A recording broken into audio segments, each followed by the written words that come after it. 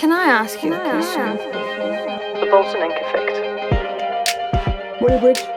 Morning, Louis. How are you? I'm good, thank you. How are It's you? been a while, hasn't it?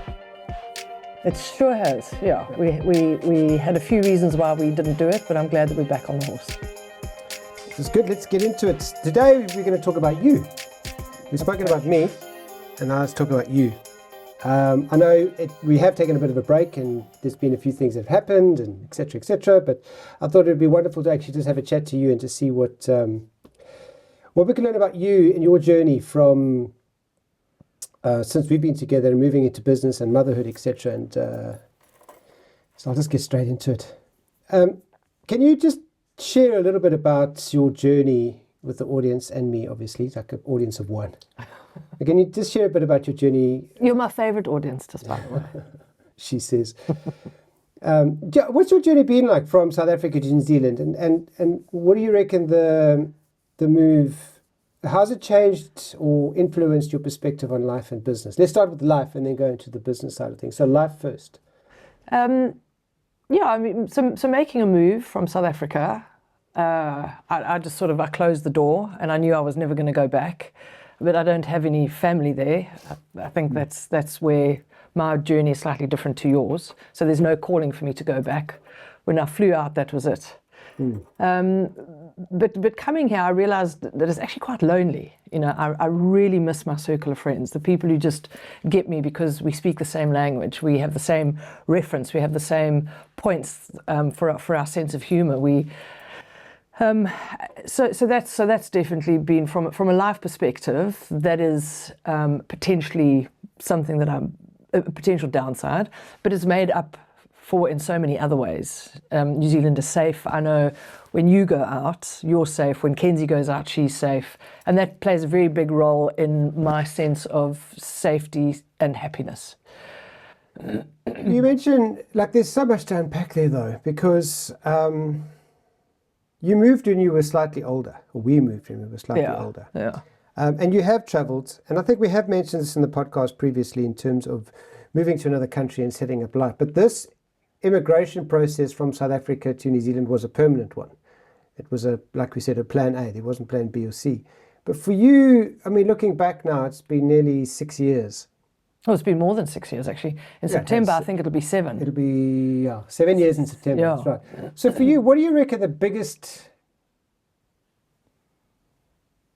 change that you've noticed within yourself over that 7 years? And I mean, there's many, I know, but if you could maybe just pick 3.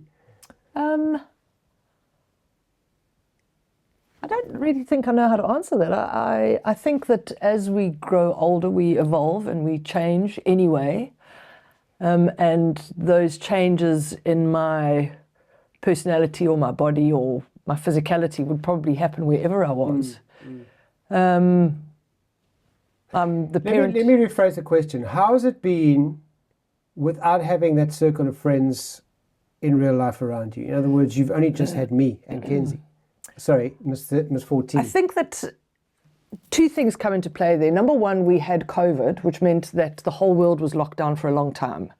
Yeah, but that was 5 years ago already. Yeah, it certainly was. But what I can still see is that we've become quite insular, a lot of people, and we do talk back to the time when COVID put us in our homes and kept us there. And so, and that for me wasn't an issue because I'm a home bug. I love being at home. And I'm okay with your company, and I'm okay with my own company, and the 3 of us get on so well. And that doesn't mean that Kenzie's this little person who stays at home and does nothing with herself. I mean, she's very gregarious, she's very social, she's very out there. I guess it just this is life. I do miss my friends, but I don't think I focus on that because there's so much upside. All right, then moving on a little bit then. What was it like becoming a mom at 40? And how do you reckon motherhood has shaped your approach to business and creativity? So I never wanted kids, as you know. And when I was asked a question by a doctor who thought I was a mother, and he kind of helped me future pace that decision, which is... How old would you been? 39. Okay. Yeah, 39, because Kenzie was literally born when I was 40. She was born a few days after my 40th birthday. But what that did teach me was a very valuable life's lesson that I go back to again and again. We make decisions, but we don't really future pace those decisions. And I hadn't future paced the decision of not having a child. And so when he put that to me in such a different way, I thought to myself, well, it's okay to, we hadn't planned to leave the country then. It's okay to live on a farm and to have lots of animals and to be in nature. But what about on a birthday and a Christmas when everybody else sits with their family and you're... You had me. And I just have you. And I also thought to myself, we have so much love to share between the two of us. It just felt like such a wonderful nurturing ground to bring another soul onto the journey with us. And I know that sounds very high level thinking, but that was what was going through my mind at the moment. Right. I was very, very adamant that the world was on its path to an ecological disaster, and we shouldn't be putting more humans on the planet, and all that sort of thing, and really ignoring, I guess, this thing inside me that probably did want to get married, even though I always thought I didn't, and then to have a child. What does motherhood mean to you? It's meant for many different things. The evolution. It's meant giving up entirely who I was when Kenzie was a baby, and her being the focus of everything. Me being her life force, her life source, everything. So someone listening to this who doesn't have kids, a young girl, a female who doesn't have kids, married or not, do you think you were very selfish before kids? And the only reason I ask that question is because you can only make that distinction because now you have a child. I think selfish is potentially a negative connotation, and I don't think that I was selfish. I mean, I lived for you and I lived for me. And our group of friends didn't have kids young. None of us really did. Yeah. We spent years in London or years traveling, and we had our careers, and and that was okay, and that was enough. I've seen you blossom as a mother. Motherhood did you wonders. I love being a mum. I really do. Almost finding your place. Finding another place for myself. Another place. Yeah, very much so. Yeah. Finding my identity as a parent. But that journey in itself needs to unravel. And then, my child doesn't need somebody hovering anymore. She needs freedom, and she needs to go out and find that freedom and feel it, and then come back when it doesn't feel safe. And so my role is very different. I don't want to sound like a psychologist or psychoanalyst, but how does that make you feel? Yeah, it's very empowering. I think it's great, because I know she always does come back. That's a change of. That's a change for you, because you I mean, you love Miss 14, but and I know that you will rue the day when she does leave. But that's the first. Well, she's not allowed to leave. Remember, we said, we said that she's not allowed to have a boyfriend until she's 45, and she's going to live in the basement. Sorry, that's the Bridgette that I know. Yeah, exactly.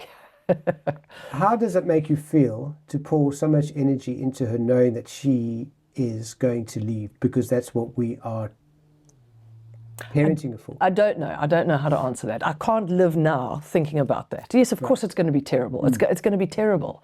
I don't want her to go to overseas. I don't want her to go overseas. But if she must, then she must. Sure. I know what I did when I was overseas. I don't know that I phoned my mom every day. I bet there were weeks when my mom hadn't heard from me, and she potentially was worrying, and I'll probably be in that position. The journey will be one to discover as we go. Yeah, exactly. In terms of motherhood and your creativity, bearing in mind, there's a caveat to that thing, that I believe that we're all creative beings. But how have you seen motherhood affect your journey with your creativity?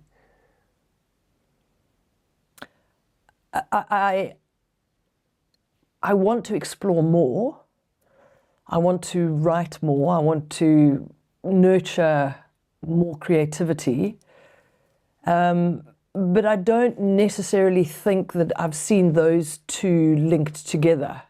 I think that's more just an evolution of me fulfilling something that feels more purposeful to me. I don't know that parenting and creativity, I'm not sure what the correlation is. I don't see it for me. Well, I think it's a sense of play, because you play with your child as she grows up, and you have to find that childlike quality in yourself in order to facilitate the fun times, which I think has spills over into your adult life, into your writing, into the way you see the world, into how you look at things. Definitely. And I guess being able to go to that level of childlikeness where you're exploring the world. And I was just thinking, all the leaves are changing colour, and it's so beautiful. You've got all the autumn leaves. Changed now. And they're actually all over the house because of all the wind. And how fascinated Kenzie always was with those leaves. And I think to myself, has she lost something by not noticing that anymore? But she hasn't, because there was a time in her own evolution where that was fascinating, the shape of a leaf. And we got books together and we pressed them, and, we would go on our walks, and then we came back and did research and what tree that was. And, so I guess those journeys unfold as they do. And now the next bit of creativity, I guess, is incorporating AI into how we do things. So Kenzie's starting to use that, talking to it and creating and seeing what she can come up with. That's a whole new journey. And that's a whole new journey. And it's a separate podcast. Correct. Cool. Appreciate those insights. I've learned a few things about just listening to you talk back about that journey. I just want to go back to before we met, or just after we met, we landed up going to Botswana, and we were field guides and lodge managers in Botswana and the Okavango Delta. We were very blessed, and we worked hard to get there, and we got there. And the Okavango Delta was a time of our lives. We worked flipping hard in the hospitality industry, but we were in, dare I say it, the Garden of Eden, with wild animals and just how everything you wanted and I wanted. How did your experience working in Botswana and being close to nature influence your outlook? I want to say on sustainability and marketing, but that's almost too separate. So, well, I guess the one does influence the other, because I am a marketer at heart, and sustainability is always at the very bottom of everything I think and consider. So how did that influence the way you think about it now, the way you feel about it now? I mean, we were there for just under 2 years, and it was a very different life compared to what we're now in New Zealand. Well, I mean, we lived in a little reed and thatch hut, Tent. and sometimes a tent, depending on which lodge we were looking after. The boardwalk was elevated so that you were... Because we were on a floodplain? Yes, safe from the water when the water came in from Angola. The changes that you see there from month to month were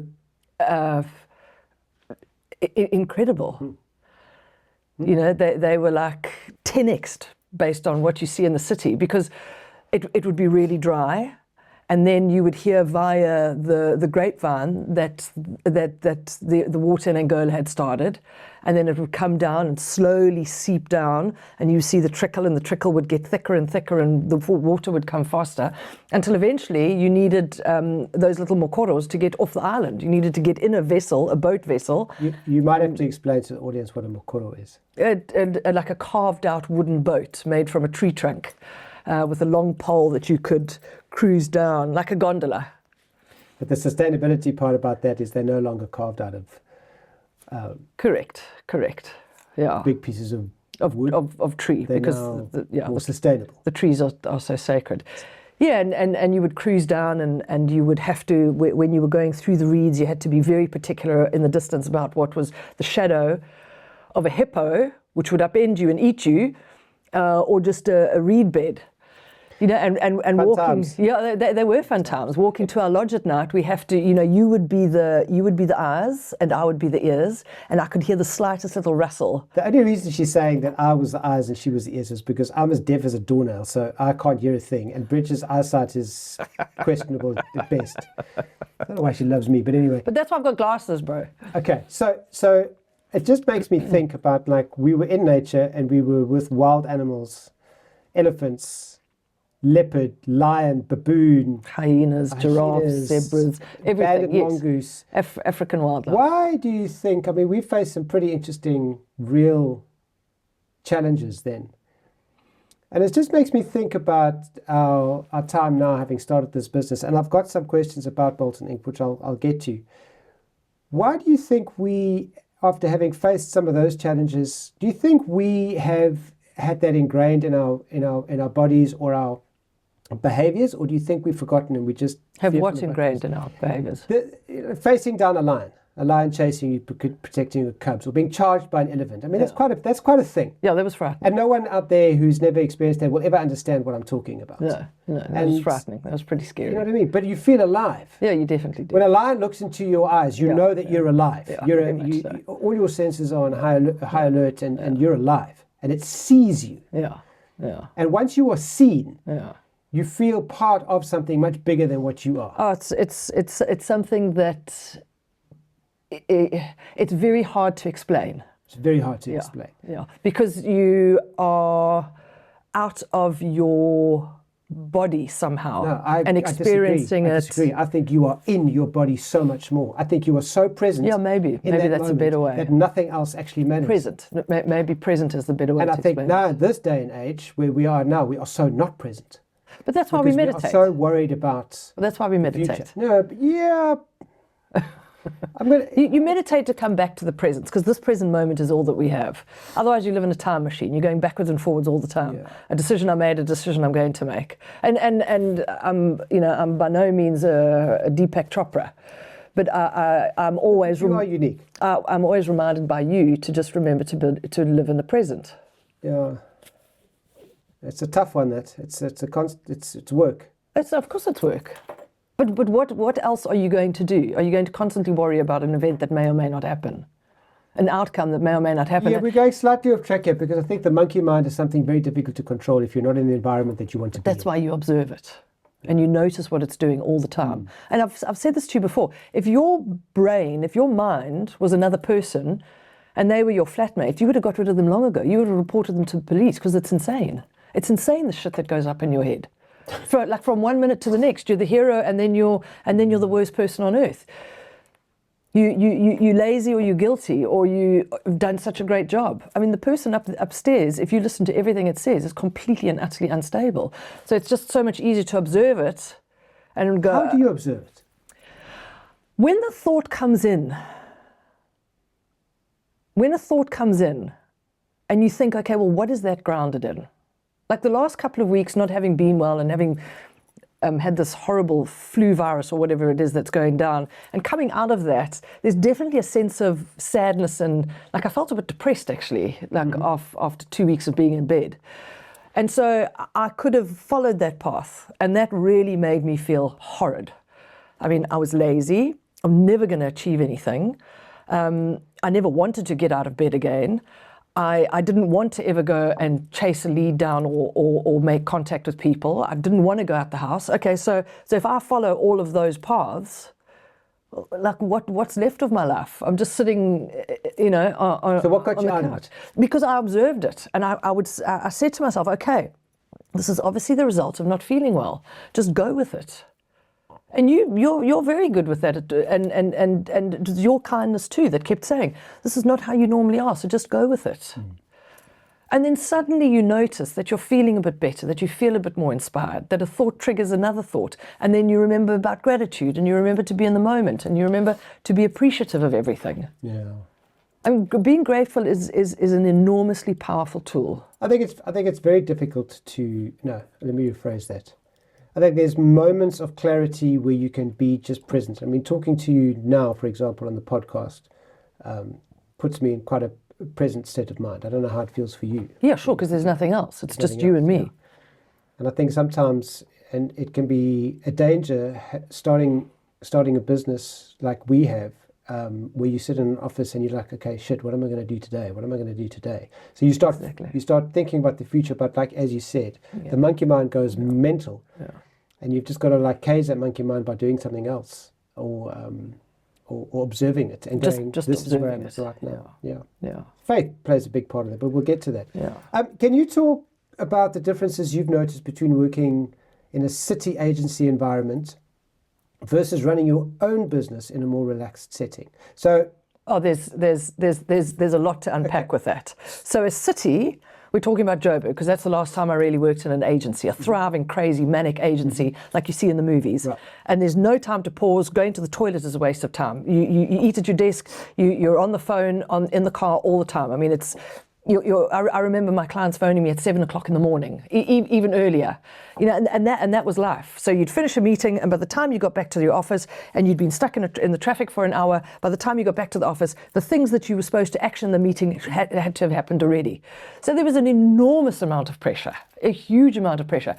But we were young, and it was a different dynamic that drove us, and that's what happens when you're in your 30s. You're on that real journey to express yourself, to feel a sense of accomplishment, to thrive and strive for what it is that you want to get to. Climbing the corporate ladder. Absolutely, yeah. And so that drives a lot of the decisions you make and a lot of the stress that one is willing to tolerate. Coming to New Zealand is a very, very different kind of energy level, especially Tauranga. And so this is an island, and people are a lot more laid back.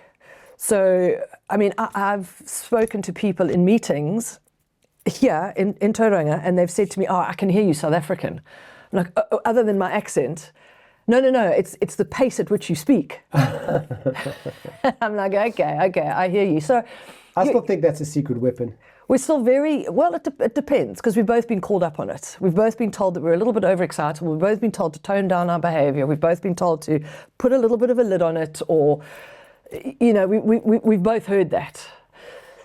So you develop this way of being. You develop this sort of little ecosystem in your brain that just constantly fires up. And then you change, and the environment around you is a lot more chilled, and then you've got to kind of settle into that environment, and things take a lot slower, and somebody may not call you back for 3 weeks, 4 weeks, and it's not even unusual.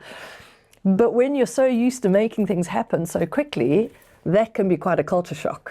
And a challenge. So there's the culture shock, and there's the challenge of that, going from agency, going to our own business, going from a very hard-driven Johannesburg to a much slower pace here. Do you think the worldview that you have is beneficial or a hindrance? The worldview that I have changes every day. The worldview changes every single day. So one day I'm ecstatic about what, for example, AI is going to do to the future for all of us.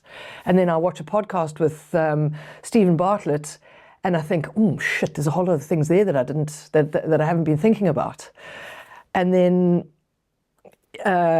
somebody will mention that there's this war blowing up.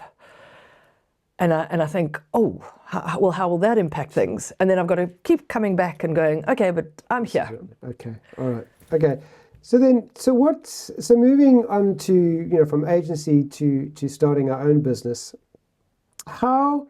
Or what were some of the biggest challenges you faced when starting Bolton Inc. and how have you overcome them? I mean, I can answer that for myself, but... Well, I don't think I've overcome anything just yet. Yeah. I think that we are both... still in its infancy. Very much so. I think that we are overcoming things. So let me ask you this. What's the most frustrating part for you at the moment, having started Bolton Inc.? That the vision in my head has not has not materialized just yet. What was that vision? That everything that I thought that we would be doing hasn't happened as quickly as I imagined it to be doing.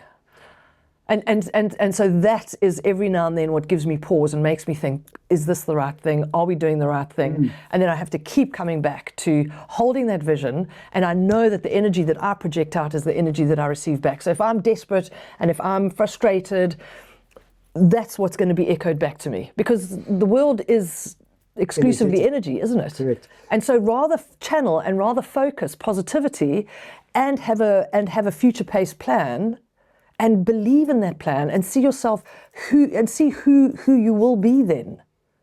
Who you want to become. Who you want to become. What's the biggest challenge at the moment, Bridge? Being in an echo chamber with you. Not that you're the challenge, but being in the echo chamber. No, I mean that. Thanks for the clarification. I mean, if we shake the snow globe, it's still only our thoughts that get shoved and pummeled around. And so I think that we both need to be out there with more people more of the time. And we need to make more of an effort to be doing that. And I have to say, the last 3 weeks have definitely taken a toll on me. Just not being well and the mindset and all of that. And that's been interesting to observe. So the second part of that question, I mean, you've mentioned some of the challenges, is how have you overcome them, or how do you want to overcome them? How can I help? Right now, I don't think that I'm feeling resourceful enough to understand how to overcome those challenges. So the small things that I'm doing I'm really excited, and I'm almost nervous to say it because I don't want to fail. But I've wanted to write a book for so long. I've got 2 books that I have in my mind. There's this one that is about purpose, and yeah, I can feel that I'm nervous to talk about it. And there's this other book that is a children's book that I've been working on ever since Ken's was about 2. And she would always say to us at night that she wanted to hear a story out my mouth. Yeah, instead of reading one. Story out your mouth. And I would tell her about Timothy Mouse. And so Timothy Mouse lives in my head. I see him and I can smell this little mouse and I know him and he's got all these adventures that he goes on. But I've always been hamstrung because I don't know how to make the illustrations. But now that we've got AI, bang, Timothy Mouse, I can actually see him come to life. So when can we expect the book? Yeah. No pressure, but I hear it, when something is so close to your heart and it has been part of your makeup and part of what you've wanted to do for so long, it can be very fearful to voice it and actually put it out there because of the fear of failure. But then again, you go into the present state and the future state, which you are worried about an outcome that hasn't happened. Well, exactly. And your question was, how do I overcome the challenges? So when you go back to that question, overcoming the challenges is doing something that you love to do. And the last couple of days, because as I've said, I was sick for a couple of weeks, I've been doing things that I felt I had to do. Gotcha. And I really didn't want them. I don't want to go on LinkedIn and try to hustle for leads. It just makes my stomach drop when I think about it, because I'm just out of weird energy. Exactly, because I'm just not feeling that. Yeah, and so then how do you overcome that? Well, so once again, the right thing happens at the right time. So watching one of the Stephen Bartlett Doak podcasts, he mentioned the Stand Challenge, and I went and I did some research. I figured it out, and it's actually given me the opening to do something. So it's selling a digital product online, and that made me actually sit down, and I've got all of these chapters of this book, and I've put them in, and I'm fleshing them out, and I'm adding bits that I've learned from Deepak Chopra and things that I remember from Tony Robbins, and little bits of journal entries, and I'm putting all of this together in a way that feels really alive and feels really right and feels really uplifting for me. Yeah, and I look so forward to sharing that. And you've got to put it out into the world. The audience there will give you the feedback that you need when you can move forward, and you're in a supportive environment here. Yeah, exactly. There's a great bonus at the end of it, which I know you put in, which was a meditation, which I think is and I created that. Incredible. I found this voice that I love. I found that meditative music, and I put it on timelines and audio mixed it. I mean, it was amazing. But that's doing stuff that I really wanted to do, and so that I have to remind myself every day: do what fills you with passion. Where do you feel it in your body when my whole body lights up. Like I can feel it in my chest. I can feel it in my tummy. My eyes want to smile. My mouth smiles. I can feel I can feel it kind everywhere. of like you felt when you first met me. Oh, yes. Something like that. Bridge, how do you balance your roles as a business owner, a mom, I nearly said a husband, a wife, and everything else that you do in your life? How do you balance all of that? Well, I'm just so incredibly skilled. Louis, fortunately, at this time, or unfortunately, we're not that busy. Business is not that busy. Business is not that busy. Yeah. So there's a lot of time to evolve spiritually and emotionally, which means that when things do get busy, I imagine that I'll be ready. And our daughter's pretty self-sufficient. She comes home, She makes us Pat on laugh. the head. She makes us laugh for a bit, shares some of her day, has a nibble, and then, inevitably the three of us or the two of us will make dinner together. She'll go and shower, and, so life is just unfolding, and it's quite magical. Yeah, I've also, this whole work-life balance thing is a very interesting topic, and it may require another podcast on this, because I don't necessarily believe that this whole work-life balance thing, or balance, is a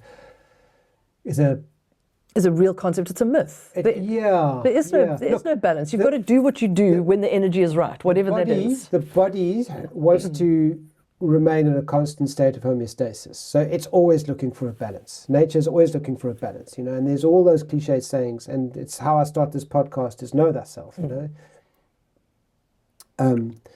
as within, so without, up, down, in, out, light, dark, all those kind of concepts which speak to a balance in life. But life, it can get messy. Life can get complicated and messy. And unexpected things happen. And I know I've listened to thousands of podcasts as well, and the people that are at the top of their game, I can tell you right now, they've sacrificed a lot in terms of it's not balanced. No, of course. Because if you want to be an entrepreneur and be the top of your game, you have to sacrifice something. Family, going out, all those kind of things to be a success. And it's what you do in the sort of downtime, in the shadows, that nobody kind of sees, and they see the top 1% or the top 10% of what you do. And then you think to yourself, like, I'm a failure because I haven't done the work. But you've actually done the work. So your balance is, because you're such a brilliant mom, and you're a brilliant businesswoman, and you're a fantastic wife, I kind of think that, I dare I say it, but the average Joe, the average person on the street, is doing all right. Yeah, we're doing all right. We're just getting shit done. Average person on the street, we're doing all right. We're doing all right. Yeah. Okay. So, what advice would you give to other women who are looking to reinvent themselves later in life? I mean, whether that's starting a new career or launching a business.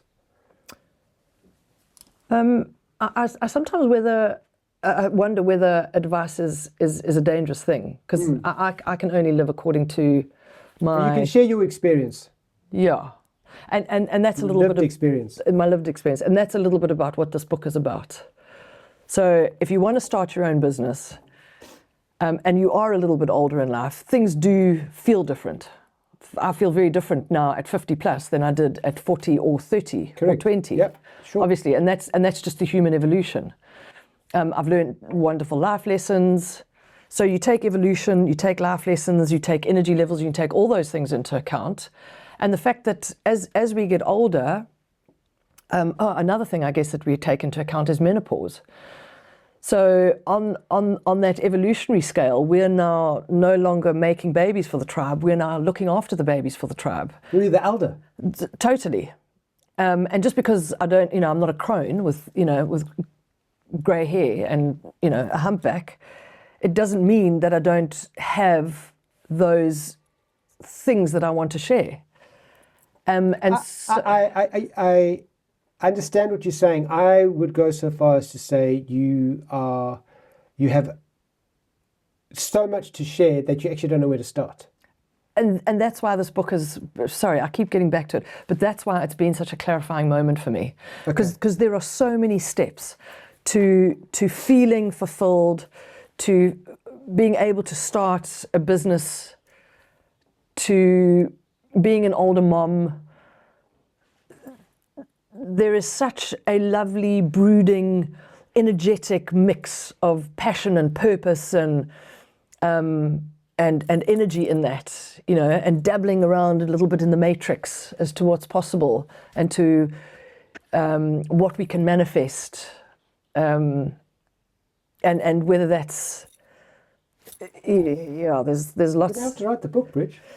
I know, I'm busy. So there's a whole. Okay. All right. So then give me 3 pieces of advice or pearls of wisdom, which you always have. If you spoke to your 40-year-old self now about starting, about looking, reinventing yourself or something, just 3 pearls of wisdom. So the first thing is future pace every decision. Okay. Consider what it is that you're deciding and put yourself years ahead and see what the impact of that decision is. It's one of the things that we are never ever taught. But every decision you make today will have an impact further down the line. And if you don't think about it, life will sway you in a certain decision, because life is energy. And energy must move. So future pace every decision. Make sure that you know or have an idea of what that decision, what the outcome of that decision could be. Whether it's not to have children, whether it's to have children, whether it's to start a business, whether it's to end or start a relationship, whether it's to change countries. Don't. So that's the future. That's the first thing. Look into the future and consider the implications of your decision. The second thing is that, and this is a Tony Robbins reframe. Hope is not a strategy. Don't do something and hope that it's going to work. Because there's a reality, whether that reality is your situation, the actual fundamental concrete structure of the universe around you. There's a reality. So don't just hope that things are going to work. And the third bit of advice would be to remember that you can guide your life. You're definitely not alone. And I don't know what that means for every individual, but I'm slowly coming back to the fact that I'm not alone in this. And I don't mean with you as my partner. I mean there is an energetic resource. There's an energetic force that if we know how to harness it and work with it, we can use it. And that's not witchcraftery or, anything like that. It's about having intention, and it's about guiding your mind, and having a visual and having a mantra or a statement of who it is that you want to become. It's a beautiful segue into the next question, which is how do you incorporate mindfulness and your belief in manifestation into your daily business practices? Yeah. So I keep my journal, and some days I don't do it, but that is definitely a touch point for me, is to keep that journal, because sometimes things come out of my hand that I didn't really realize were in my brain. I try to meditate every morning, and I've just found a new one, a lovely one. It's Start Your Day by Joe Dispenza. What does your meditation practice look like? Oh, I'll find anything. I just so you listen to I'll go onto Spotify, and whether it's a Tara Brach or Joe Dispenza or Deepak Chopra or anything, there's 100 million different choices on meditation. And so I think and because I get up early with Ken's, I'll wake up, come back to bed, and then I've got 20 or 30 minutes to meditate, and I've done it every day now. And we in fact started this practice at the beginning of last year. Yeah, we did. Yeah. We did. Well, there you go. I mean, there's some valuable tips here, so I'll definitely clip those pieces and get them out, because they're valuable piece of information from your lived experience. I appreciate that. So thank you for the sharing there. So what are some of the most rewarding moments you've experienced since starting Bolton Inc. and the podcast?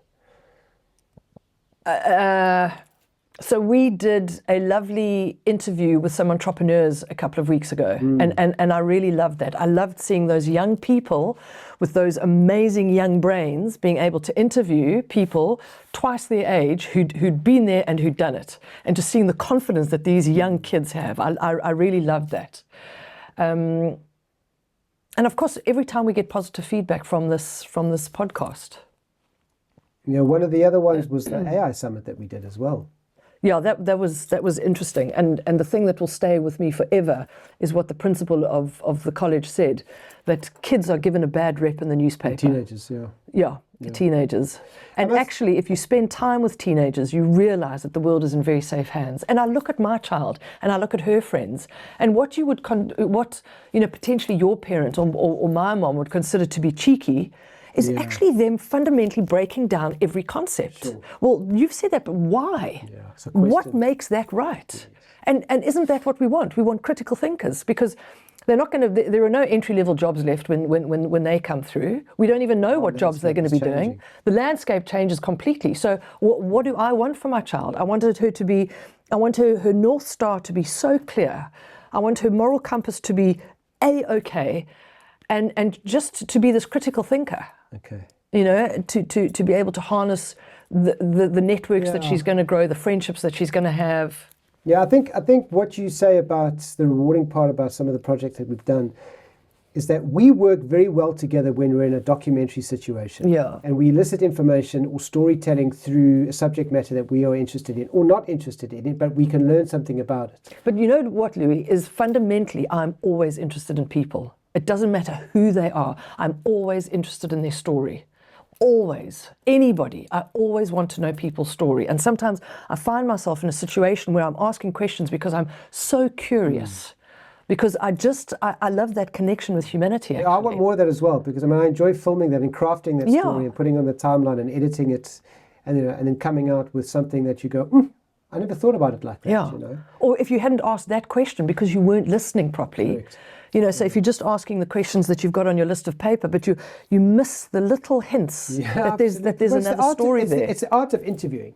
Yeah. It's the art of interviewing, which, dare I say it, our lived experience has made us pretty acute in terms of asking questions and being able to listen for those subtle cues of going, tell me more about that. Or, Yeah. That's fascinating. Where does that come from? Where a lot of the times, and this is not a complaint or a judgment, but a lot of the times when I watch people interview or I listen to interviews, I can hear where they've missed the cue. Yeah, They exactly. haven't listened. Yeah. And it's something that I really appreciate doing. That interview that we did with the gentleman at the retirement village comes to mind. We did not know Sacred space. that there was that story that we really were just asking him about his experience of moving to a retirement village. But just there were little hints along the way. We created the space, though. And then so suddenly out comes this heartbreaking story about this man who lost his partner. Yep. And he was alone on the street. And yes, when everybody else had gone to work. Correct. And, and If you want to see that, it's on our website. You can have a look at it. You'll find it. It's all there. Yeah. Onwards and upwards, eh? Onwards and indeed. upwards. Onwards And and upwards. finally, Bridgette, what's next on your exciting journey? Finishing this book and getting the children's book. Yeah. Those are two things that I really, really want to engage in. Yeah. Okay. Yeah. Have you got a date for that? Do you want to put something out there, or is it still inside? And that's okay. No, I don't think it needs a date. I think it will flow. I'm not talking next year. I'm talking the next couple of weeks. I love that. Well, listen, that's kind of like, I've known you for a lot longer than, the 10 questions I've asked you here. But I appreciate you sharing, and there's pearls of wisdom in there, which I, as always, learn from you all the time. And I just want to thank you for your love and your patience with me. And thank you for this yet again. And just remember to be kind to those around you and a little bit kinder to yourself every day. And you. Thank you, Louis. Can I ask you a question? The Bolton Inc effect.